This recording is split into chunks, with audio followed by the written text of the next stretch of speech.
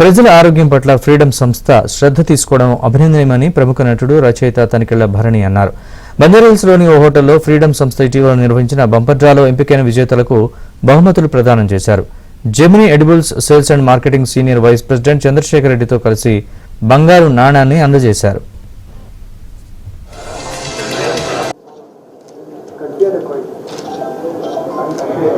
Gemini edibles and fats India limited వారి freedom oil వారి ఈ అద్భుతమైన కాంటెస్ట్ లో తదుపరి అంటే లక్ష్మి కదా.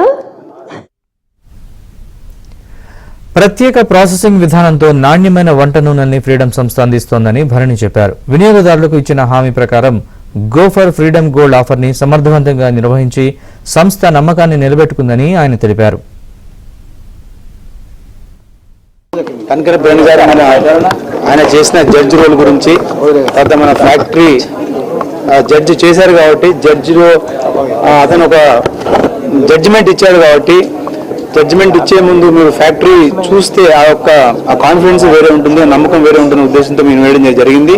చాలా మా గర్వం. అఫ్ కోర్స్ ఇంటర్నేషనల్ అంతర్జాతీయ స్థాయిలోనే ఫ్యాక్టరీ ఉంటుంది. ఎందుకంటే ఎడిబుల్ ఆయిల్ తయారీ అనేది మనం తినే ఆయిల్ కాబట్టి మనం తయారు చేసే ఫ్యాక్టరీ టెక్నాలజీ అధునాతనంగా ఉంటే అది ప్రజల ఆరోగ్యానికి అందజేయడానికి చాలా బాగుంటుంది. ఆయిల్ తయారయ్యడం దగ్గర నుంచి ఆ ప్రాసెస్ మొత్తం ఆఖరికి బాటిల్లో వేసి మనకు అందించే వరకు అంత ఆటోమేషన్, ఏది ఎక్కడ చేయదగలకుండా చాలా పర్ఫెక్ట్. అంటే ఆ నేను ఆశ్చర్యపోమాట అంత క్లీన్లీనెస్.